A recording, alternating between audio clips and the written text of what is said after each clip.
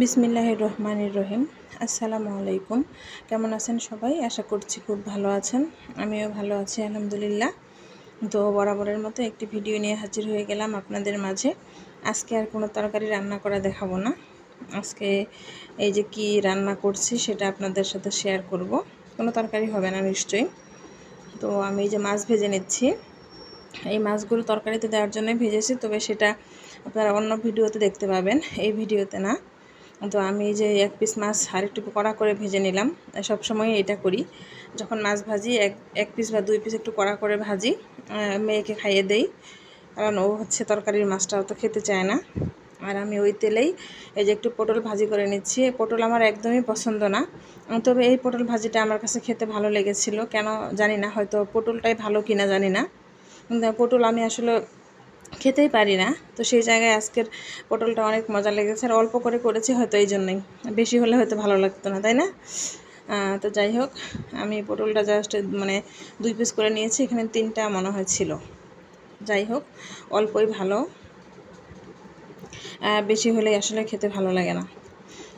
তো পটলটা উল্টে পাল্টে ভেজে নিয়েছি, একদম অল্প আঁচে রেখেছিলাম। আর আমরা বাসা চেঞ্জ করব, আমরা যে বাসায় আছি এই বাসায় একটু সমস্যা, পানির একটু সমস্যা আগে ছিল না, এখন হচ্ছে। তো ওই জন্য বাসাটা চেঞ্জ করতে হবে, তার জন্য সব কিছু ধোয়াধুয়ি অনেক কাজ। তো ওই যে চুলা অল্প আঁচে বসিয়ে দিয়ে এদিকে রান্নাও হয়, এদিকে কাজও হয়। তো আমি পটল ভেজে উঠিয়ে নিয়েছি, মাছ ভেজে। তো তারপর একটু তরকারিও ছিল, সেটাও গরম করেছি, আপনারা দেখতে পেয়েছেন, ওটা পুরোটা দেখানো হয় নাই। আর এখানে আমি আলু ভর্তা করব, বাঘারে আলু ভর্তা। এরকম করে ভর্তা করলে হয় কি, ভর্তাটা লং টাইম থাকে, আর খেতেও কিন্তু ভালো লাগে। আমার হাজব্যান্ড এভাবেই খেতে পছন্দ করে।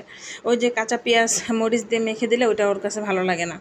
তো এইভাবেও বলে যে পেঁয়াজ বেরেস্তা করে দিলে আরও ভালো। তো আমি আর অত ভাজাভাজি করি না, অল্প একটু ভেজে পেঁয়াজের মধ্যে লবণ আর হলুদ, সামান্য হলুদ দিয়েছে, যেহেতু বাঘারে ভর্তা একদম সাদা সাদা খেতেও ভালো লাগবে না, এই জন্য অল্প সামান্য হলুদ দিয়েছি, বেশি হলুদও হবে না।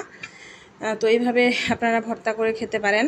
আর মরিচটা দিয়েছি আমি, আলুটা আগে সেদ্ধ করে চটকে রেখেছিলাম, আর ওখানে শুকনা মরিচ একসাথে দুইটা মিক্স করে নিয়েছি, মরিচ আর আলু।